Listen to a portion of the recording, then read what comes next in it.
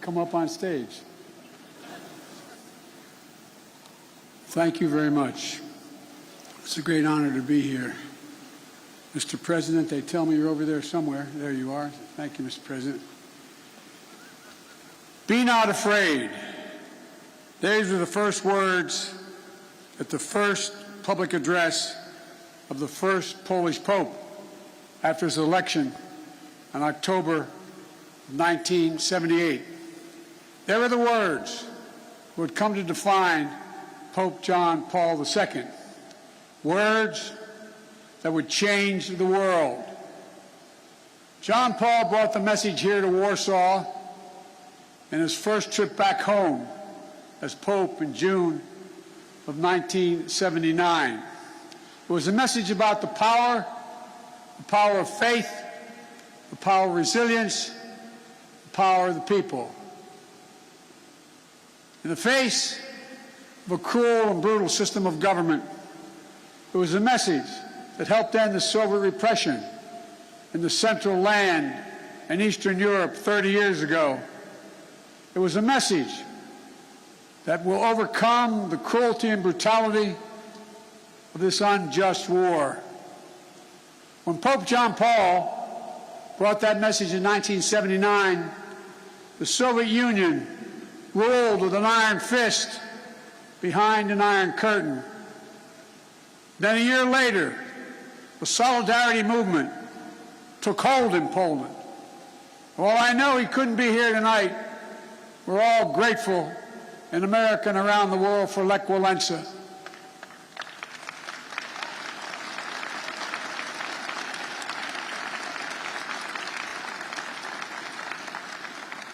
Reminds me of that phrase of the philosopher Kierkegaard: faith sees best in the dark. And they were dark moments. 10 years later, the Soviet Union collapsed, and Poland and Central and Eastern Europe would soon be free. Nothing about that battle for freedom was simple or easy. It was a long, painful slog, fought over not days and months, but years and decades. But we emerged anew in the great battle for freedom, a battle between democracy and autocracy, between liberty and repression, between a rules-based order and one governed by brute force. In this battle, we need to be clear-eyed. This battle will not be won in days or months either. We need to steel ourselves for the long fight ahead. Mr. President, Mr. Prime Minister, Mr. Mayor, members of the Parliament, distinguished guests, and the people of Poland, and I suspect some people of Ukraine that are here. We are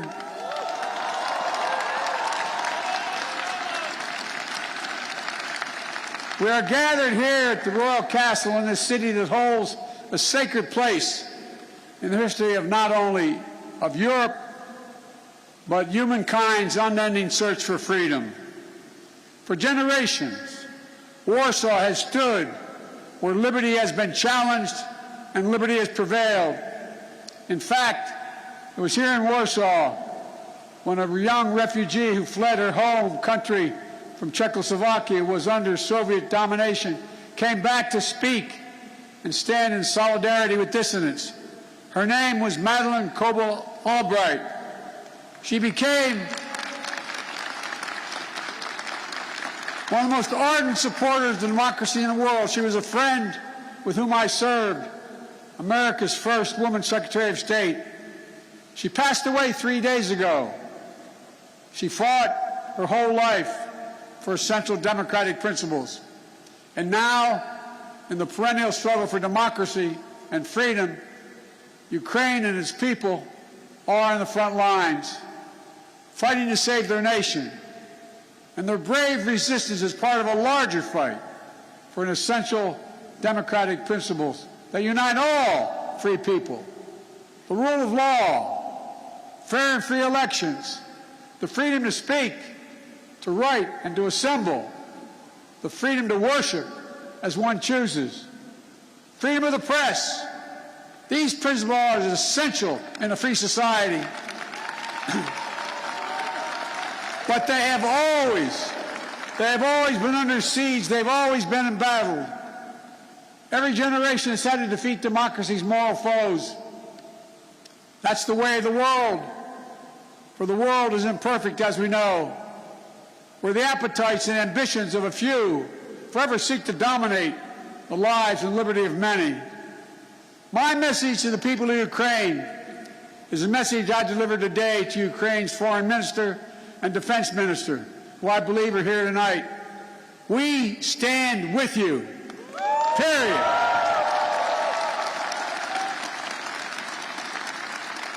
Today's fighting Kyiv and Melitopol and Kharkiv are the latest battle in a long struggle. Hungary, 1956. Poland, 1956, and then again, 1981. Czechoslovakia, 1968. Soviet tanks crushed democratic uprisings.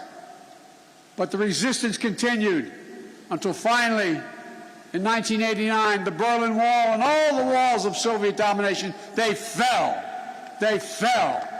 And the people prevailed. But the battle for democracy could not conclude and did not conclude with the end of the Cold War. Over the last 30 years, the forces of autocracy have revived all across the globe.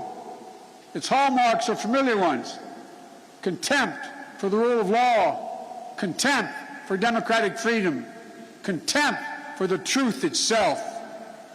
Today, Russia has strangled democracy, has sought to do so elsewhere, not only in its homeland. Under false claims of ethnic solidarity, it has invalidated neighboring nations. Putin has the gall to say he's denazifying Ukraine. It's a lie. It's just cynical. He knows that. And it's also obscene. President Zelensky was democratically elected. He's Jewish. His father's family was wiped out in the Nazi Holocaust. And Putin has the audacity, like all autocrats before him, to believe that might will make right. In my own country, a former president named Abraham Lincoln voiced the opposing spirit to save our union in the midst of a civil war. He said, "Let us have faith that right makes might." Right makes might. Today, let us have that faith again. Let us resolve to put the strength of democracies into action to thwart the designs of autocracy. Let us remember that the test of this moment is the test of all time. The Kremlin wants to portray NATO enlargement as an imperial project aimed at destabilizing Russia. Nothing is further from the truth. NATO is a defensive alliance. It has never sought the demise of Russia.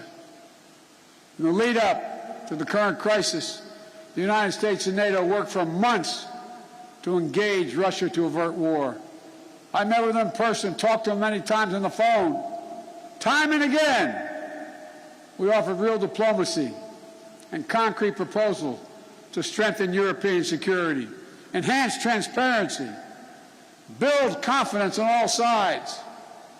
But Putin and Russia met each of the proposals with disinterested in any negotiation, with lies and ultimatums.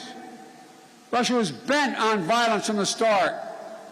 I know not all of you believed me and us when we kept saying, they are going to cross the border, they are going to attack. Repeatedly, he asserted we had no interest in war, guaranteed he would not move. Repeatedly saying he would not invade Ukraine. Repeatedly saying Russian troops along the border were there for training, all 180,000 of them. There is simply no justification or provocation for Russia's choice of war. It's an example of one of the oldest human impulses, using brute force and disinformation to satisfy a craving for absolute power and control. It's nothing less than a direct challenge to the rule-based international order established since the end of World War II. And it threatens to return to decades of war that ravaged Europe before the international rule-based order was put in place. We cannot go back to that. We cannot. The gravity of the threat is why the response of the West has been so swift and so powerful and so unified, unprecedented and overwhelming. Swift and punishing cost are the only things that are going to get Russia to change its course. Within days of his invasion, the West has moved jointly with sanctions to damage Russia's economy. Russia's central bank is now blocked from global financial system, denying Kremlin's access to the war fund that's stashed around the globe. We've aimed at the heart of Russia's economy by stopping the imports of Russian energy to the United States. To date, the United States has sanctioned 140 Russian oligarchs and their family members, seizing their ill-begotten gains, their yachts, their luxury apartments, their mansions. We've sanctioned more than 400 Russian government officials, including key architects of this war. These officials and oligarchs have reaped enormous benefit from the corruption connected to the Kremlin. And now they have to share in the pain. The private sector is acting as well. Over 400 private multinational companies have pulled out of doing business in Russia, left Russia completely, from oil companies to McDonald's. As a result of these unprecedented sanctions, the ruble almost is immediately reduced to rubble. The Russian economy, that's true, by the way, takes about 200 rubles to equal $1. The economy is on track to be cut in half in the coming years. It was ranked, Russia's economy was ranked the 11th biggest economy in the world before this invasion. It will soon not even rank among the top 20 in the world. Taken together, these economic sanctions are a new kind of economic statecraft with the power to inflict damage that rivals military might. These international sanctions are sapping Russian strength, its ability to replenish its military, and its ability to project power. And it is Putin, it is Vladimir Putin who is to blame, period. At the same time, alongside these economic sanctions, the Western world has come together to provide for the people of Ukraine with incredible levels of military, economic, humanitarian assistance. In the years before the invasion, we, America, had sent over $650 million before they crossed the border in weapons to Ukraine, including anti-air and anti-armor equipment. Since the invasion, America has committed another $1.35 billion in weapons and ammunition. And thanks to the courage and bravery of the Ukrainian people, the equipment we've sent and our colleagues have sent have been used to devastating effect to defend Ukrainian land and airspace. Our allies and partners have stepped up as well. But as I've made clear, American forces are in Europe, not in Europe, to engage in conflict with Russian forces. American forces are here to defend NATO allies. Yesterday I met with the troops that are serving alongside our Polish allies to bolster NATO's frontline defenses. The reason we want to make clear is their movement on Ukraine don't even think about moving on one single inch of NATO territory. We have sacred obligation. We have a sacred obligation under Article 5 to defend each and every inch of NATO territory with the full force of our collective power.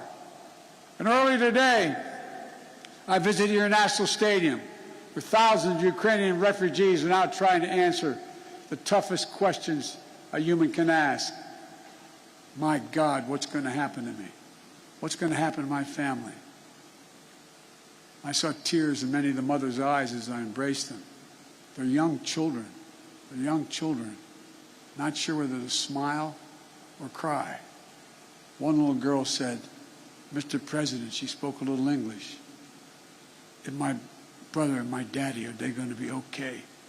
Will I see them again?" Without their husbands, their fathers, many cases, the brothers and sisters who stayed back to fight for their country. I didn't have to speak the language or understand the language to feel the emotion in their eyes, where they gripped my hand. Little kids hung onto my leg, praying with a desperate hope that all this is temporary. Apprehension that they may be perhaps forever away from their homes. Almost a debilitating sadness that this is happening all over again. But I was also struck by the generosity of the people of Warsaw, for that matter, all the Polish people, for the depths of their compassion, their willingness to reach out, for opening their hearts. Say to the mayor and the premier, they're opening their hearts and their homes simply to help. I also want to thank my friend, the great American chef, 𝐔𝐤𝐫𝐽, and his team for help feeding those who are yearning to be free. But helping these refugees is not something Poland or any other nation should carry alone. All the world democracies have a responsibility to help, all of them. And the people of Ukraine can count on the United States to meet its responsibility. I've announced 2 days ago we will welcome 100,000 Ukrainian refugees. We already have 8,000 a week coming to the United States of other nationalities. We'll provide nearly $300 million in humanitarian assistance, providing tens of thousands of tons of food, water, medicine, and other basic supplies. In Brussels, I announced the United States is prepared to provide more than $1 billion in additional humanitarian aid. The World Food Program told us that despite significant obstacles, at least some relief is getting to major cities in Ukraine, but not not Mariupol, because Russian forces are blocking relief supplies. But we'll not cease our efforts to get humanitarian relief wherever it is needed in Ukraine and for the people who have made it out of Ukraine. Notwithstanding the brutality of Vladimir Putin, let there be no doubt that this war has already been a strategic failure for Russia, already.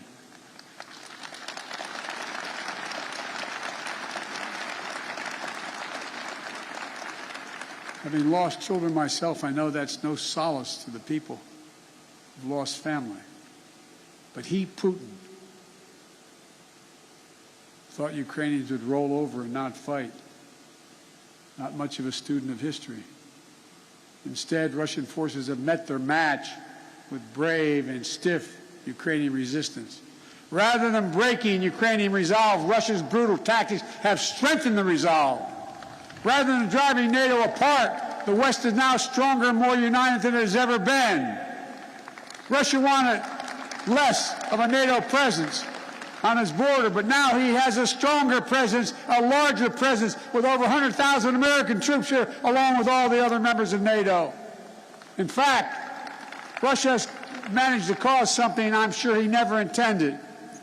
The democracies of the world are revitalized with purpose and unity found in months that we'd once taken years to accomplish. It's not only Russia's actions in Ukraine that are reminding us of democracy's blessing.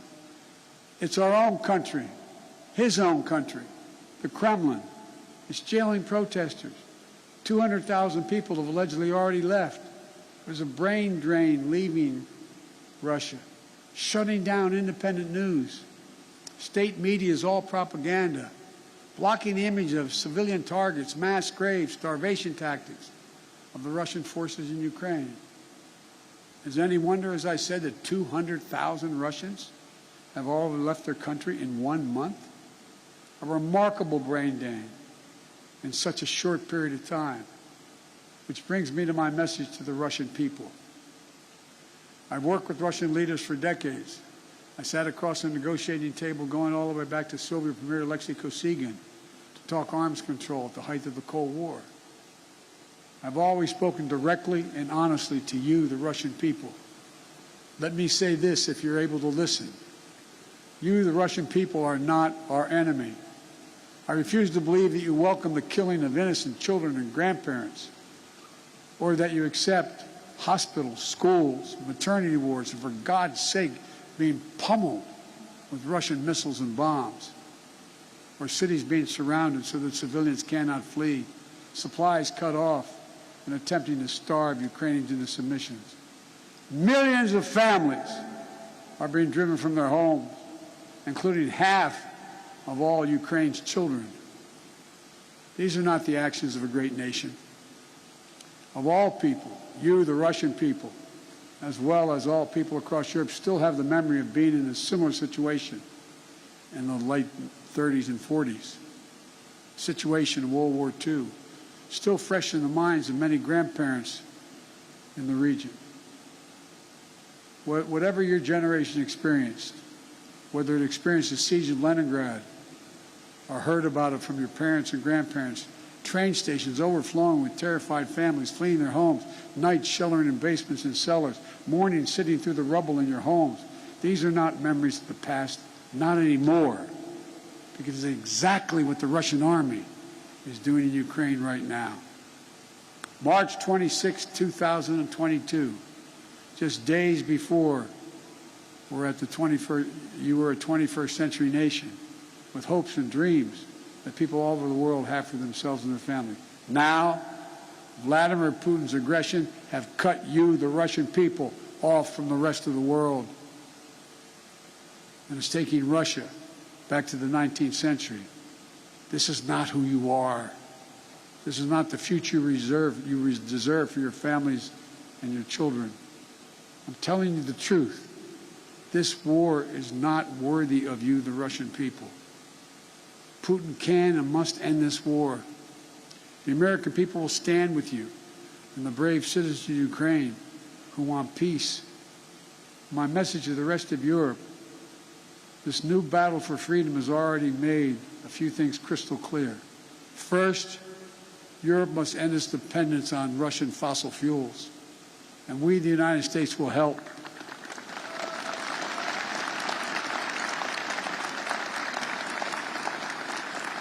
That's why just yesterday in Brussels I announced a plan with the President of the European Commission to get Europe through the immediate energy crisis.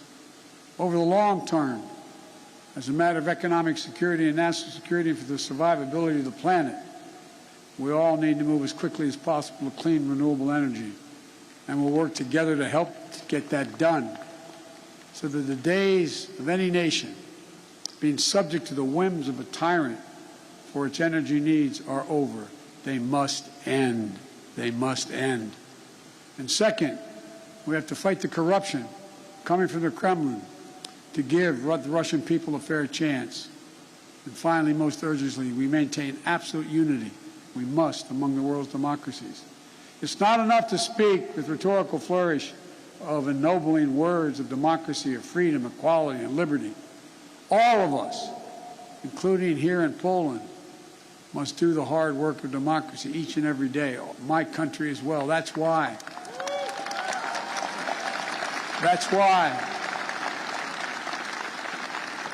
I came to Europe again this week with a clear and determined message for NATO, for the G7, for the European Union, for all freedom-loving nations. We must commit now to be in this fight for the long haul. We must remain unified today and tomorrow and the day after, and for the years and decades to come. It will not be easy. There will be cost, but it's a price we have to pay, because the darkness that drives autocracy is ultimately no match for the flame of liberty that lights the souls of free people everywhere. Time and again, history shows that it's from the darkest moments that the greatest progress follows. And history shows this is the task of our time, the task of this generation. Let's remember the hammer blow that brought down the Berlin Wall. The might that lifted the Iron Curtain were not the words of a single leader. It was the people of Europe who for decades fought to free themselves. Their sheer bravery opened the border between Austria and Hungary for the pan-European picnic. They joined hands for the Baltic Way They stood for solidarity here in Poland. And together, it was an unmistakable and undeniable force of the people that the Soviet Union could not withstand. And we're seeing it once again today with the brave Ukrainian people showing that their power of many is greater than the will of any one dictator.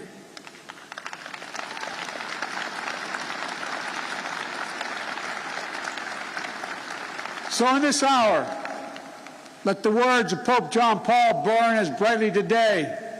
Never, ever give up hope. Never doubt. Never tire. Never become discouraged. Be not afraid.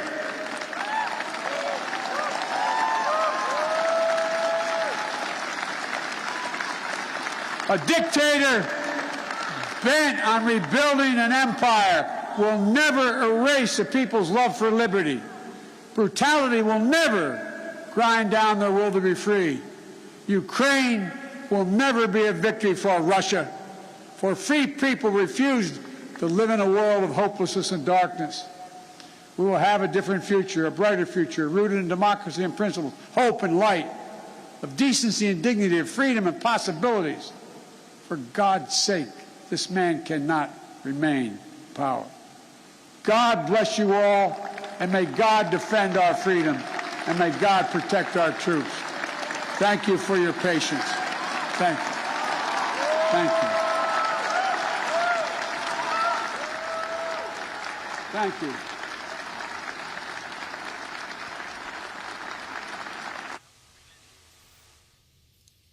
President Biden with a forceful and at times emotional speech in Warsaw, Poland. The president telling the people of Ukraine explicitly that we stand with you, period.